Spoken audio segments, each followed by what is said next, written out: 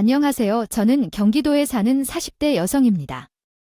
이제 2024년 2월이 되었습니다. 시간이 어느새 흘러가 버리네요. 여러분은 올해 어떤 계획을 세우셨나요? 저는 무조건 행복해지는 것을 목표로 삶을 살아가기로 했습니다. 어떤 어려움을 겪은 후에 웃음을 찾고 싶어졌고, 나를 위한 인생을 살고 싶다는 생각이 들었습니다. 상처가 아프더라도 시간이 지나면 괜찮아질 거라고 믿습니다. 삶은 아직 많이 남았으니까요. 저는 한 번 결혼을 해봤습니다. 20대 후반에 결혼했을 때 제 엄마는 제 남편을 매우 좋아했습니다. 사람들이 왜 저를 좋아하는지 알 수 있어서 기뻤습니다. 오래된 친구처럼 평생 함께하고 싶다는 생각을 했었는데, 이젠 우리 가족이 되었다는 생각에 안심이 되네요. 남편이 의사라 더욱 더 좋아하게 되었습니다. 결혼 생활도 역할을 잘 수행하겠습니다. 자신의 진로에 대해 고민하고 있는 분들을 위해 하고 싶은 일을 지원하겠습니다. 내가 도와줄 수 있는 부분이 있다면 언제든지 말씀해 주세요. 고통받는 분들을 해방시켜주고 싶습니다. 남자친구가 집에 처음 왔을 때 우리는 많은 대화를 나누었습니다. 큰 꿈을 이루는 것은 어렵지만 가능합니다. 감사합니다. 엄마와 이제 진정한 의사가 돼가는 남편은 통하는 게 많았고요. 심도 있는 이야기들을 시간 가는 줄 모르고 나눠요. 네, 맞아요. 우리 엄마는 의사이고 제 남편도 의사예요. 아빠도 의사였지만 결혼 몇 년 전 암으로 돌아가셨어요. 엄마는 그때 충격을 받고 건강관리에 신경을 써왔어요. 결혼 전 남편은 병원에 있었고 엄마는 휴직 중이었어요. 엄마는 오랜 꿈을 이루기 시작했어요. 아빠가 돌아가신 후 지병을 앓고 있는 사람들을 위해 요양병원을 열었어요. 제가 28살, 남편이 32살 때였죠. 결혼 후 불임을 한 게 알게 됐어요. 아이를 원했던 저는 충격 먹었죠. 남편은 다정하게 다독여줬어요. 아이가 인생에서 그리 중요해? 우리 둘이 잘 사는 게 중요하다며 기운을 내주었어요. 아이가 없을 줄 알았지만 어쩌면 못 가진다고 하니까 나 정말 절망적이야. 우리 닮은 아이는 못 낳더라도 당신이 아이를 그렇게 원한다면 우리 입양하자. 난 그래도 돼. 그러니 편하게 생각하자. 그 당시 제 마음을 달래준 건 남편이었고요. 입양을 하해 만회하다가 결국 안 하게 되었어요. 저희들이 그 긴 세월에 잘 살아낼 수 있을 것 같았거든요. 마음을 잡고 나서부터는 그냥 일만 했던 것 같아요. 남편은 대학병원을 살아서 휴가가 딱히 없었어요. 남편은 바빴고 저는 괴로움을 잊으려 저도 열심히 일만 했던 것 같아요. 그래도 저희 부부관계는 좋았습니다. 그러다 남편이 많이 넘어가고 엄마도 병원 일을 혼자 하려니 힘들어하던 때가 있었어요. 엄마가 남편을 스카우트했어요. 자네, 혹시 내 병원에서 일해볼 생각 없나? 자네도 부록이 넘었는데 좀 쉬엄쉬엄 해도 되잖아. 아유, 나도 혼자 일하려니 힘들어서 그래. 대체 의사가 있으면 반나절 정도는 진료를 보지 않고 쉬려고 해. 자네가 대학병원에 큰 뜻이 있는 거 아니라면 내 병원에서 일해보는 건 어떤가? 내가 연봉은 섭섭치 않게 줄 수 있어. 장모님 요즘 힘드세요. 저는 대학병원에 큰 뜻이 있는 건 아니고요. 교수라는 직책 때문에 있는 거예요. 아, 저도 지금까지 거의 모시고 일을 했잖아요. 저도 쉬엄쉬엄 일하고 싶죠. 장모님, 의견 충분히 생각해보고 말씀드리겠습니다. 남편이 그 당시 지난 일 떠올려보니 정말 숨가쁘게 달려온 사람이었어요. 너무 지쳐 있었고요. 확실히 마흔이 넘으니까 대상포진도 걸리고 면역력도 떨어지고 백혈구 수치도 높아지고 몸이 완전히 맛이 가볍게 일하면서 다른 사람들을 치료하고 돌보면서 자신의 건강을 소홀히 가지 못한 채 고생했어요. 남편도 휴식을 원했지만 학교 병원에 많이 속해 있어 이직하지 못한 셈입니다. 하지만 천천히 일하고 옮길 수 있는 마음이었던 어머니의 병원은 남편에게 끌리는 곳이었어요. 어머니 병원에서 일한다면 어떨까 생각하며 천천히 옮겨 먹고 싶었어요. 매일 생사를 오가는 일상을 지내다가 1차 병원에서 진료를 받았을 때 더 편안했어요. 그래서 남편과 함께 어머니 병원으로 옮기기로 결정했습니다. 어머니의 병원은 특별한 곳입니다. 아버지가 암으로 별세한 경험을 토대로 어머니가 환자들을 돌보고자 노력했죠. 가족이 해줄 수 있는 돌봄에 한계가 있어서 요양병원이 필요한데 어머니는 제대로 된 요양병원을 만들겠다는 다짐으로 개업했습니다. 1층에는 외래 진료실을 만들어서 환자들이 편하게 볼 수 있도록 했고 의사들은 매일 늦게까지 근무하도록 계획을 세웠어요. 요즘 병원이 많아도 필요할 때 언제든 도와줄 수 있는 그런 병원입니다. 병원이 별로 없어서 그런지 환자들이 피부과를 찾게 되면서 돈을 벌어들인다는 얘기를 들었습니다. 저희 엄마는 병원을 운영하고 계시는데 어릴 적부터 의학에 대한 흥미가 없었어요. 아플 때마다 싫어서 메디컬 드라마를 끝까지 보지 못할 만큼 소심한 성격이었죠. 그래서 다른 분야로 전공하고 결혼 후 남편이 저희 엄마 병원으로 옮길 때까지 일하다가 디스크가 심해서 퇴사했습니다. 그 결정에 대해 시댁에서 소송이 벌어졌는데 남편의 어머니가 전화를 통해 어떻게 그만둔 건가 하고 질책을 했습니다. 저는 회사를 그만둔 것이 아니라 아프기 때문에 그만둔 것이라고 설명했지만 어머니는 화를 내며 집안의 등골을 꺾을 거라며 말했습니다. 이에 저도 속상해하며 말했지만 어머니는 아이를 낳지 못하고 일도 다니지 않으면 어떻게 결혼했느냐고 지적했습니다. 어머니와의 대화는 계속되었지만 결국 저는 자신의 결정을 지켰습니다. 알겠어요, 어머님. 나도 속상해요. 저도 아픈 며느리에게 그런 말씀하지 마세요. 그렇게 하지 말아주세요. 제가 더 속상해요. 의사 집안이라고 해서 뭐 좀 얻어 먹을 줄 알았는데 아무것도 해주지 않고 부려먹기만 하니까 속상해요. 못할 거면 이제라도 놓아주세요. 우리는 새 장가갈 수도 있는 사람들이에요. 어머님, 그게 무슨 말씀이에요? 정말 너무하세요. 어떻게 그런 말씀을 하세요? 아들이 며느리랑 행복하게 사는 것이 싫으세요? 그런 소리는 남편한테 해보세요. 남편이 원하면 이혼해주려 할 거예요. 시어머니의 말에 상처를 많이 받았어요. 어떻게 아픈 며느리에게 그런 말을 할 수 있나요? 몸이 괜찮냐고 물어보기는커녕 자기 아들이 혼자 고생할까 봐 그게 싫은 거요? 정말 너무해요.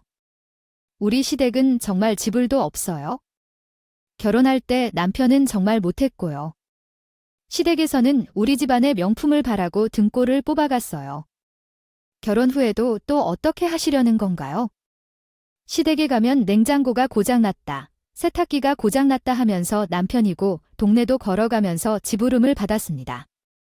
가전제품을 바꾸고 나니 더 받아낼 게 없어서 세금을 내달라고 해요. 우리는 따로 관리하는데 어떻게 다 아시죠? 제 돈으로만 쓰라고 하시는 분이 있었어요. 이럴 때마다 돈으로 문제를 해결할 수 있다는데 미움 사고 싶지 않았거든요. 그때마다 남편이 제 곁을 지켜주었어요.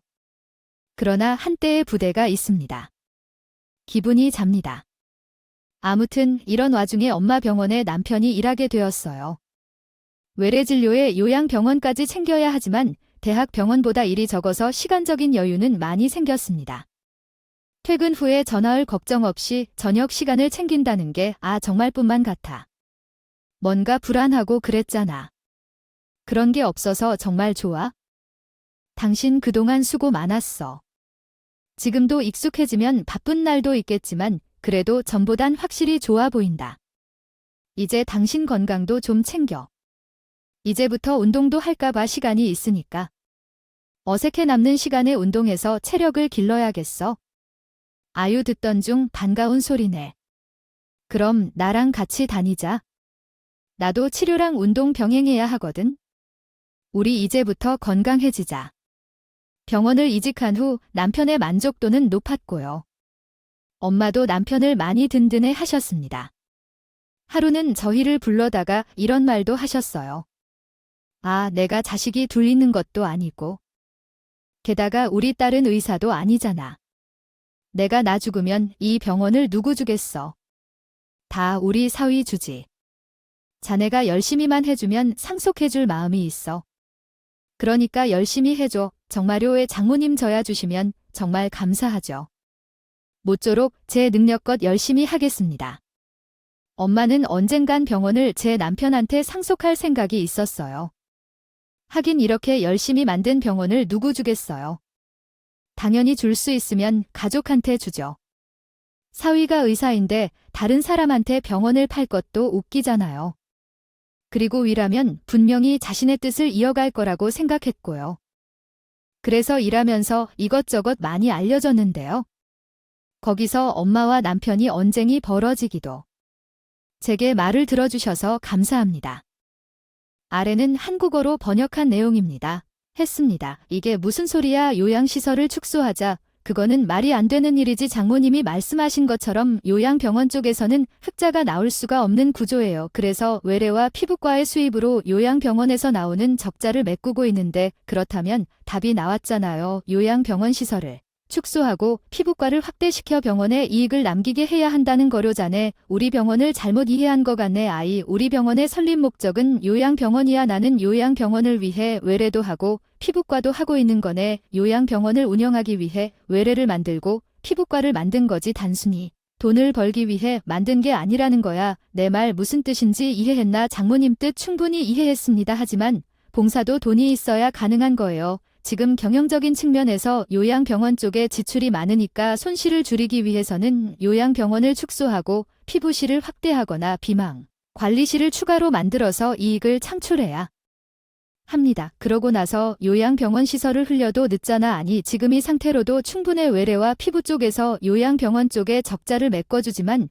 병원 전체적으로 볼 땐 흑자, 그건 분명하다고. 나는 마음 같아선 요양병원 시설을 늘리고 싶어. 아직 인력이 부족해서 못하고 있지만 더 먼 미래를 생각해봐. 노인이 많아지고 있는 세상이라 요양병원의 비중을 늘려야 사람들을 구할 수 있다고. 남편은 말 많고 탈 많고 게다가 돈도 안 되는 요양병원을 싫어했어요. 말 끝마다 노인 애들이라고 표현하며 싫은 티를 팍팍 냈었죠. 병원에서도 남편의 태도는 유명했습니다. 그래서 일하면서 이것저것 많이 알려졌는데요. 거기서 엄마와 남편이 언쟁이 벌어지기도. 제게 말을 들어주셔서 감사합니다. 제가 가끔 병원에 가면 간호사들이 저에게 수근거렸어요. 사모님, 가끔씩 원장님도 너무할 때가 있어요. 아유, 어제는 요양병원 환자 진료를 외래에서 받거든요. 원래 어르신들은 잘 안 들리잖아요. 그런데 바보냐고, 왜 맞기를 못 알아듣냐고 면박을 주신 거 있죠. 네. 정말요. 어떻게 환자분 너무 기분 나빠하셨을 것 같아요. 괜찮았어요. 클레임은 안 들어왔고요. 네, 보호자 없이요. 양사와 같이 오신 거라서요. 이런 적이 한두 번이 아니에요. 저 정말 조마조마해요. 언젠가는 큰 사고가 날 것 같아요. 얘기만 들어도 남편이 선을 넘고 있다는 것을 느끼게 되었습니다. 그래서 그날 밤 남편과 말로 잘 풀어보려고 했어요. 여보, 병원 진료 힘들지. 나이 드신 분들 게다가 아프신 분들 진료하기가 쉽지 않을 거야. 그래도 당신이 의사이고 환자들은 아파서 오는 건데 좀 너그럽게 진료를 좀 봐줘. 난 정말 노인들과 안 맞아. 같은 말도 두세 번 반복해야 하고 행동도 얼마나 금돈지야. 게다가 내 시간 많이 뺏었어. 미안해야 하는데 염치도 없어. 마음 같아선 노인들 진료 거부하고 싶다고. 아유, 그래도 마음을 다 잡아야지. 병원 근처가 나이 든 어르신들이 많이 사는 지역이자 주로 오는 환자들이 나이가 다 많은 분들인데 어떻게 그래? 그리고 우리도 언젠간 노인이 된다. 그때 가서 미움받지 않으려면 지금부터 마음을 곱게 쓰세요. 아셨어요? 원장님, 내 마음 알아주는 사람은 아무도 없는 것 같네. 내가 집에 와서도 이렇게 외로워야 해. 당신도 참 너무. 남편이 조금 스트레스를 받는 유형이긴 하지만 왜 그렇게 나쁜 기분을 내는지 이해할 수 없었어요. 농담을 한다면 농담을 들어줄 줄 알았지만 그냥 장난으로 받아들일 줄 알았어요. 그런데 정말 마음이 상해하더라고요. 그런 마음으로 중간중간 병원에 가는 것도 괜찮겠다는 생각이 들었어요. 기회가 되면 남편에게 말을 해줘야지 생각했지만 그때는 일이 벌어졌어요. 아마 제가 얘기한 다음 날이었을 거야. 기분이 풀리지 않은 채 출근을 해서 그랬나 봐요. 간단하게 말하자면 요양병원에 있는 80대 환자와 60대 보호자가 왔어요. 처음 환자가 되신 분이 어젯밤에 아팠다고 하니까 보호자가 분해서 의사를 비난하기 시작했어요. 그때 우리 남편은 조금 냉담하게 대응했는데 보호자는 화를 내고 소리를 지르면서 물건들을 던졌대요.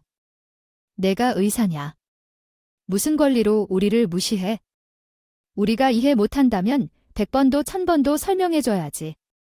못 알아듣겠으면 욕하지 말고 다른 요양병원 가라. 그런데 남편이 환자한테 욕해도 되는 거냐? 거 못 어렸느냐고 하는 말에 보호자는 눈이 돌았고 집기를 다 던지더군요. 심지어 남편이 내 말 따르라고 라는 말을 해서 더욱 화가 나셨다고 하네요. 혼란스러운 상황이었던 것 같아요. 그렇다고 합니다. 그때 한 간호사가 우리 엄마를 호출해서 엄마는 그날 진료가 없는 날인데도 집에 있는 채로 병원으로 왔습니다. 엄마가 도착했지만 우리 남편은 환자와 말다툼 중이었다고 해요. 그러한 남편에게 다가가서 우리 엄마가 남편의 뺨을 사람들이 다 보는 앞에서 내려쳤다고 합니다. 원래 의사들이 수술실에 들어가면 생명과 관련된 일을 하니까 정신을 차려라고 경고도 받고 거칠게 행동하는 경우가 많다고 하네요. 그때 남편은 엄마의 손맛을 보고 고개만 숙이고 있었다고 합니다. 내가 의사면 다야. 어떻게 아픈 가족을 두고 있는 보호자들을 이렇게 무례하게 대할 수가 있어? 당장 사과 안 한다면 환자분과 보호자분께 정말 죄송합니다. 제가 여기 책임 원장입니다. 이 사람이 처세술이 부족해서 생긴 일 같습니다. 부디 넓은 마음으로 용서해 주세요. 환자에게 욕을 내고 진료를 제대로 보는 게 맞나요? 저도 이 병원을 다니면서 이 병원에서 별 이상한 의사들을 많이 봤는데 이렇게 막장 의사는 처음 보네요. 앞으로 그 의사에게 진료를 받지 않겠습니다. 제가 없을 때 엄마에게 그 의사에게 진료를 받지 말아주세요. 알았죠? 엄마가 몇 번이나 머리 숙여 사과를 하고 약속을 하고 나서야 겨우 그 사태가 진정되었다고 해요. 남편은 엄마의 말에 동의한 건지 아니면 엄마가 뺨을 친 충격 때문인지 그날 아무 말도 없이 조용히 진료를 받고 퇴근했다고 합니다. 그러나 나중에 알고 보니 후자였어요. 남편이 나에게 한 첫마디는 미안하다 였습니다. 이게 뭐야? 시어머니가 미쳤어. 어떻게 내 얼굴을 때릴 수 있어? 사람들이 다 보는 앞에서 나한테 그런 행동을 할 수 있냐고. 어쩌지. 그때까지만 해도 내 남편이 병원에서 있던 일들을 듣지 못했기 때문에 난 그가 뭘 하는지 전혀 몰랐어. 너무 불쌍하다고 소리치고 뛰댕겼어. 남편이 왜 억울하다고 하는 건 줄 알았어. 친한 간호사가 있어서 전화를 걸어 그날의 일을 듣게 됐어. 솔직히 누가 잘못한 거야? 나의 남편이 100% 잘못한 거다. 그는 뉘우침 없이 엄마를 때린 것만 억울해하더라고. 이런 상황, 누가 잘못한 거야? 물론 남편이 100% 잘못한 거야. 난 남편을 이해하기 어려웠어. 병원에서 있던 일인데 남편은 말을 안 해서 모르는 척하는 내가 되었어. 제3자는 끼어들어선 안 되지. 그냥 힘쓰는 남편 지켜주는 일만 했어. 그런데도 엄마는 그 일이 있고 난 다음 날 남편을 만나서 마음을 풀어줬대. 점심시간에 좋은 곳에 가서 털어놨대. 근데 여기서 일하기 어렵다. 내 전공도 아니고 비슷한 증상들로 비슷한 처방만 하기 때문이고 싫어하는 사람들만 계속 오고 병원 자체가 내 의지와는 다른 곳이라 힘들어. 같아요. 맞습니다. 어떻게 제 마음을 그렇게 잘 아시는 건가요? 딱 장모님이 말씀하신 것이 지금 제 심정입니다. 그래서 제가 그만두는 것이 좋을 것 같습니다. 어제는 너무 했던 것 같네요. 사람들이 보는 앞에서 그렇게 행동하는 게 좋지 않았는데 자네도 많이 지나쳤고 이 정도로까지 할 필요는 없었을 텐데. 보호자가 만행을 멈추도록 하려고 자네를 치기밖에 방법이 없었어요. 정말 죄송합니다. 그건 제 잘못이었네요. 장모님, 어제 많이 상처받았고 원망도 많이 했습니다. 그래서 그만두려고 결심했어요. 아이 참, 사람 그만두면 나는 병원 누구의 것이 되겠어요. 제가 이 병원을 줄 사람은 딱 한 명뿐이라고 했었잖아요. 이미 잊어버렸나 봐요. 이념도 맞지 않고 운영 방식도 달라서 제가 물려줘도 제대로 운영될지 의문이에요. 그건 나중에 자네가 병원을 운영할 때 생각해 보세요. 지금은 내 이념에 맞게 행동해 주세요. 나는 죽은 후에 병원을 넘겨준 다음에는 자네 마음대로 운영해도 돼. 그래서 그때까지만 참아주세요. 부탁해. 엄마가 그 말을 하자 남편의 눈빛이 아주 밝아졌대요. 엄마가 세상을 떠나면 병원을 맡기면 자유롭게 운영해도 된다는 말에 남편은 큰 야망을 키운 것처럼 보였다고 하네요. 알지 못했지만 그 큰 야망은 후에 알게 되었어요. 그것은 엄마가 빨리 세상을 떠나는 것을 바라는 것이었어요. 사실 엄마는 병원을 관리하는 역할만 맡고 매일 진료를 보진 않았어요. 남편 입장에서는 진료를 다 자기가 할 뿐인데 돈을 엄마가 챙긴다고 느낄 수 있겠죠.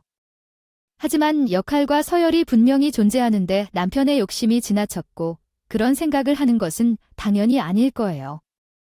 엄마의 병원에 오는 사람들은 엄마의 명성을 알고 오는 사람들이며 한 번 오면 계속해서 오는 사람들이 많아요. 소아과 진료도 잘해 애들도 많이 오는 병원이고 요즘 뉴스에서 눈에 띄게 터지는 요양병원 케어에 대한 이야기도 많아요.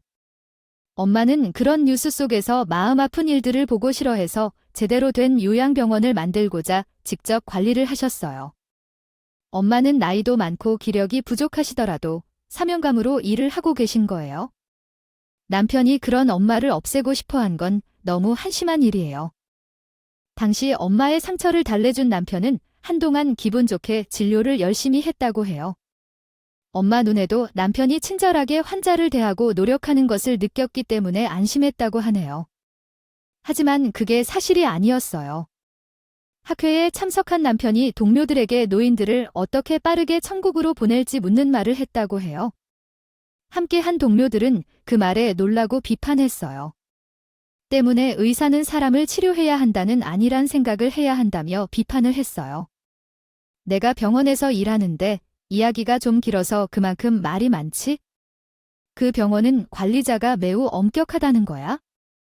그래서 내가 이야기하는 내 의사가 장문인 거야? 그래서 이제 말하는 노인은 장문이라고 해. 어쨌든 그 늙은 할망구가 쓸데없이 오래 살 때문에 빨리 죽일 방법을 알려줬으면 해. 요즘은 어떤 주사도 만드는 게 아니야? 서서히 타는 약이 좋다는데 그게 효과가 빨리 나오고 티도 별로 안 나니까. 원래 노인들은 다 죽게 되니까 그냥 기다리라는 게 좋다.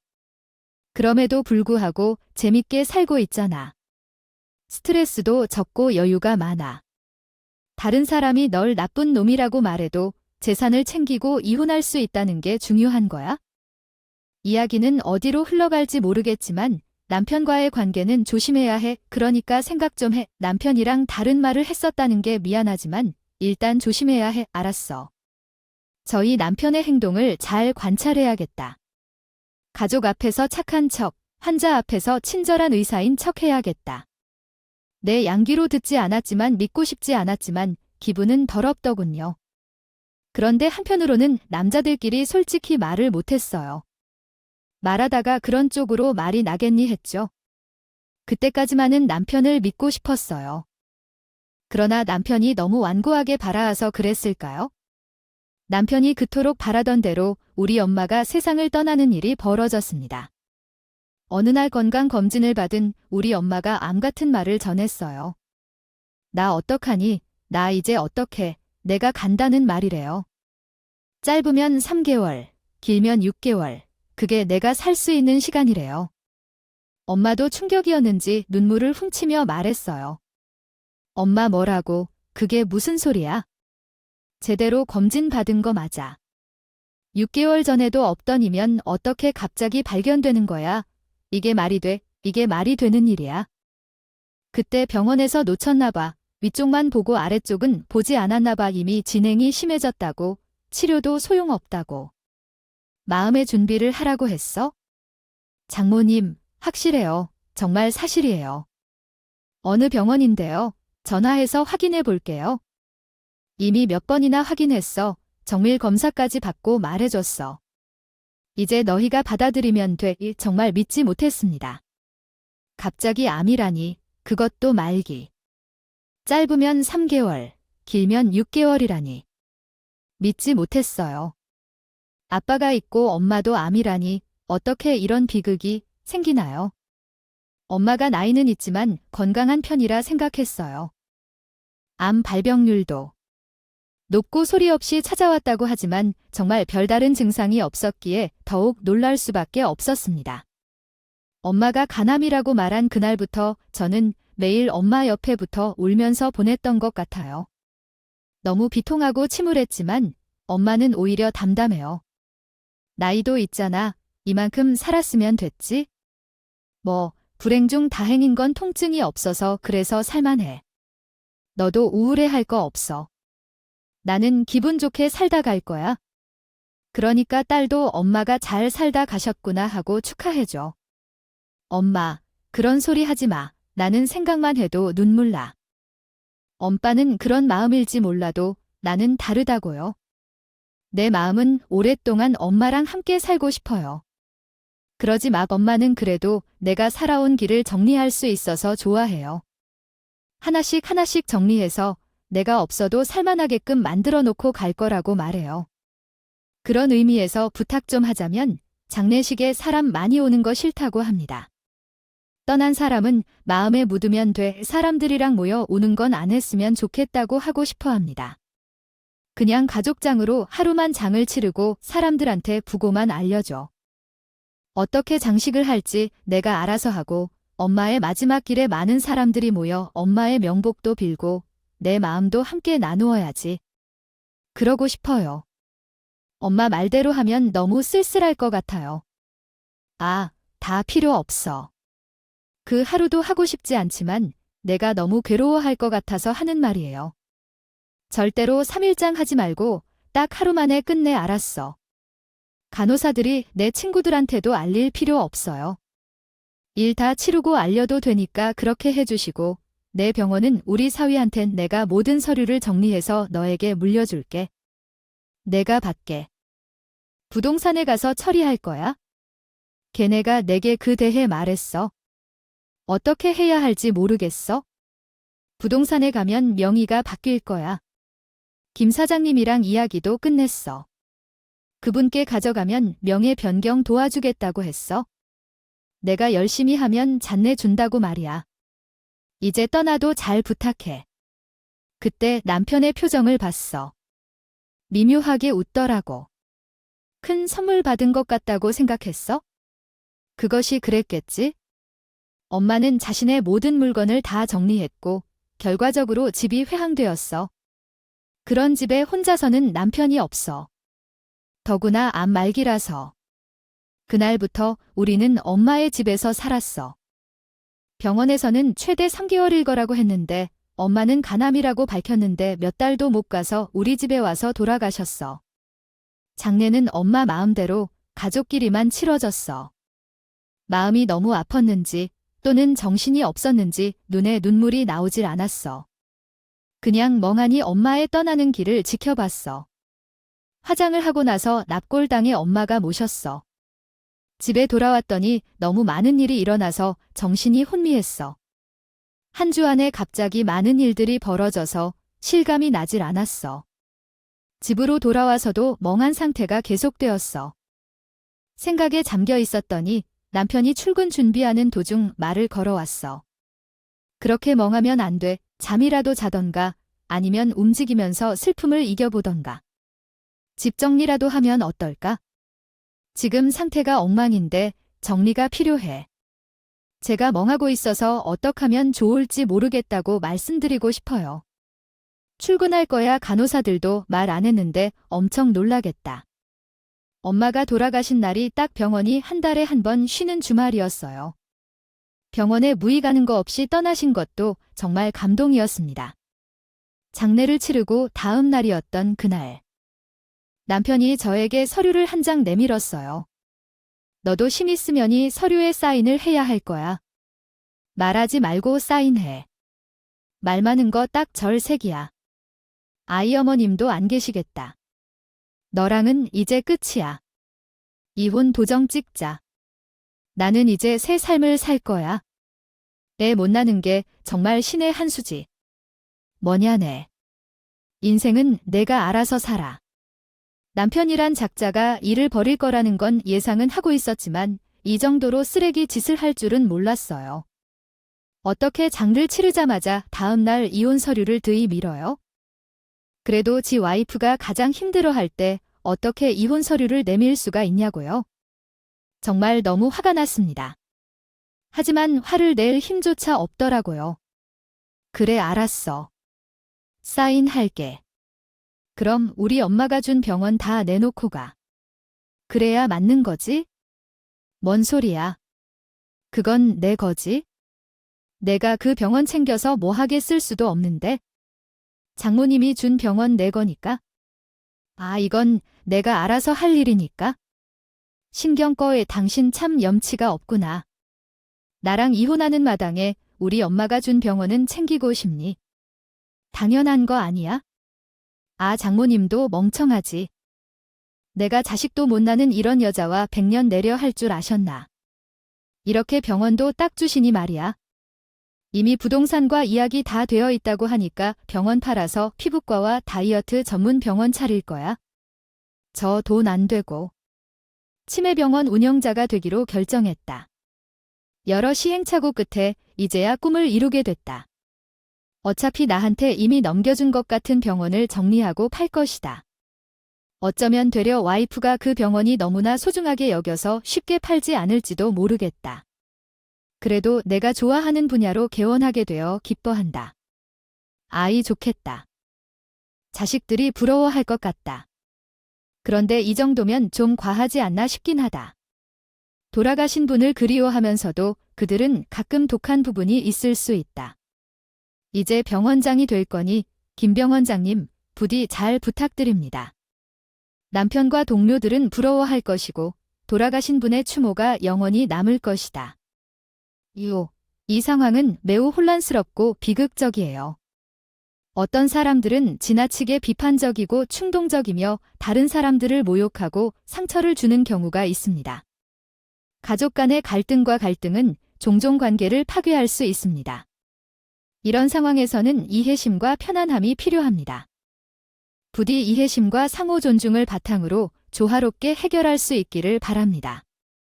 기억하시나요? 재산을 챙기고 우리가 이혼할 거라고 했던 그 말, 그런 말을 나한테 해준 기회부터 들어왔잖아. 더구나 같은 업종에서 일하는 나의 엄마는 기회가 안 들어가서 당연히 들어갔다. 거기에 시댁에서는 나를 보고 애가 못 나면 놓아달라고도 했어. 그때부터 남편은 한탕 챙겨서 자기 인생을 살겠다고 생각을 바꾸게 됐나 봐. 암튼 병원 돈 문제라고는 이미 간호사들도 다 알고 있었어. 엄마는 모른 척 해줬다고 했지? 친절하게 진단을 받아도 병원비를 감당할 수 없고 엄마도 그렇게 괘씸했다. 그래서 나랑 함께 작전을 세워야 했어? 사실 엄마가 암이라고 했을 때까지만 해도 나도 상황을 이해 못했어. 제게 너무 힘들어하고 괴로워하면서 이상한 수를 쓰고 있는 남편을 용서하면 안 된다고 하네. 남편이 이렇게 행동하면 장례식 때도 도움이 되겠다. 엄마도 생각해서 나에게 솔직히 말해줬어. 그리고 상황을 긴박하게 조치해야 했어. 엄마는 급히 세상을 떠나기로 했고 관례나 조문은 생략하고 호텔에서 호캉스를 했어. 남편은 얼마나 급했길래 부동산 서류도 체크 안 하고 바로 장례식장으로 오지도 않았어. 정말 인간다운 행동을 한 것 같았어.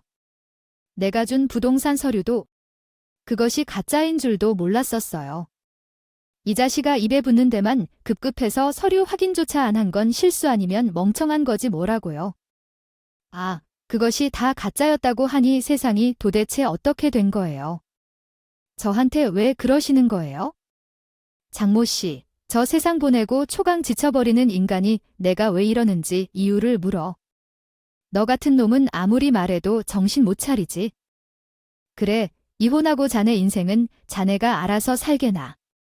사실 엄마가 준 병원명의 변경 서류도 다 가짜였습니다. 그렇게 똑똑한 의사도 돈 앞에서는 장님이 되나 봐요. 또 한편으로는 그런 생각할 겨울 없이 이렇게 돌아가긴 했어요. 그날 학회에 온 사람들한테 저희 엄마는 저희 남편이 장모 없애고 재산 챙기려는 파렴치한 사위라고 소문이 났고요. 사위 친구들도 다 똑같은 놈들이라며 아주 혼을 내줬습니다. 역시 끼리끼리는 과학인가 봐요. 그날 밤 남편은 집에 들어오지 못했어요. 당연하죠. 무슨 짝으로 집에 들어오겠어요. 다음날 병원에 출근했는데 엄마가 전들 다 모아놓고 새로운 의사를 소개해 줬다고 해요. 인사하세요. 오늘부터 우리 병원에서 진료를 책임질 새로운 원장입니다. 다들 반갑게 맞아주세요. 그럼 김 원장님은 김 원장님도 같은 진료실에서 진료를 보는 거예요? 아니면 방이 바뀌는 거예요? 지금까지 일해준 김 원장님은 오늘까지 일하기로 했고요. 그 자리를 대신하겠습니다. 아이, 그럼 환영의 의미로 박수를 쳐볼까요? 그날 바로 진료실에 남편 이름이 빠지고 새로운 의사가 그 방을 쓰게 되었습니다. 그렇게 남편은 병원에서 해고당했고 해고 통보를 받게 되었지요. 그리고 며칠 뒤 남편으로부터 전화가 왔어요. 밖에서 만났는데요. 아주 기분이 좋지 않더라고요. 얼굴이 말이 아니네. 밥은 먹고 다니냐? 착한 척 좀 살지 그랬어. 대체 왜 그런 건지 나 정말 미안해. 너무 자만했어. 당신이 나 좀 한 번만 봐줄 수 없을까? 그동안 나 완전히 잘 챙겨주었나? 아니면 이제는 당신이 나에게 책임져 줄 수 없을까? 뭘 하는 건지 넌 이혼 서류에 서명하라고 서류를 가져왔는데. 여기에 서명해. 나는 다시 너와 살 생각이 없어. 소름이 돋아. 어떻게 살라고 그러니? 그럼 나는 장모님을 고소할 거야. 상해죄, 명예훼손 이런 걸로 다 고소할 거야. 이제 이 판을 받는다. 어디 한번 해보자고. 고소당하지 않으려면 나를 떠나던가. 뭐라고? 내가 우리 엄마를 고소하면 우리 엄마는 가만히 있을까? 내 죄명이 좀 더 무거운 걸 모르니. 사람 목숨 가지고 장난쳤다고, 병원 돈을 훔쳤다고, 동료들 앞에서 우리 엄마를 조롱했다고. 누가 누를 고소해? 미친 사람이야. 이렇게 말하니 그 인간도 더 이상 말이 없더라고요. 순순히 이혼 서류에 서명하고 돌아갔어요. 여기서 이야기가 끝날 줄 알았는데 아니요. 그 인간이 본가로 내려가서 병원을 차리더니 세상이 좁은지 그 동네 사람들도 다 알고 있다고 하더라고요. 파트너 의사가 자신들 동네에 병원을 열었다니까? 그런 병원에 누가 가냐고요. 사람의 목숨을 가지고 놀려는 그런 의자는? 파리만 날리고 있었다가 결국 병원도 문을 닫았대요. 다른 병원에서도 취직을 하려 해도 인간적인 이슈가 있어서 아무도 안 가는데요. 마침내 노인들이 노인 요양원을 혐오했던 사나이가 가가스 요양원에서 일하게 되었다는 소식이 들렸어요. 그가 잘 버틸 수 있을지 궁금하네요. 그리고 그가 결혼을 3번째 하겠다고 했다는 소문도 있었어요. 제 엄마가 이야기를 듣고 난 후에 나에게 알리지 않고 다른 여자를 만났다고 하더라고요. 어린 여자가 어떤가 싶었더니 그 여자도 남편의 외모만 보면 좋아 보이더라고요. 그 여자는 30 중반이었고 보이는 사진도 멋지고 돈도 많이 모았으니 결혼을 하려고 한 거겠죠. 그러나 제 엄마가 그 여자를 만나게 되었을 때 장모의 목숨과 가족 재산을 놀이하는 사이코 같은 놈이라고 얘기해 주었다고 해요. 결국 재혼은 무산되었어요. 정말 충격적이라고 해요. 일을 마친 후 엄마는 이렇게 말씀하셨어요. 참고 살면 후회스러운 일이 생각나고 싸울 때에는 하나만 생각하는 게 이긴다고 하셨어요. 그 인간이 벌 받았으면 좋겠다는 생각을 하나 가지고 이런 결정을 내리셨대요. 그냥 넘어가서 화를 내지 않는 게 나았다는데 맞는 말 같아요. 평소에 하지 못한 말이 많아서 계속 생각이 났었거든요. 하지만 이번 싸움은 엄마의 도움으로 한 번에 깔끔하게 끝낼 수 있어서 마음속에 앙금이 없었어요. 지나간 일에 미련을 두면 안 되겠군요. 제 이야기는 여기까지입니다. 이제 저는 이 모든 일을 뒤로 한 채 행복해질 것입니다. 과거를 떠나야 행복이 찾아오는 것 같아서요. 여러분도 행복한 삶을 위해 과거를 깔끔히 정리하고 새로 시작하길 바래요. 그럼 안녕히 계세요. 올해도 여러분의 소원들이 모두 이루어지길 바랍니다. 건강하세요. 이만 물러가겠습니다.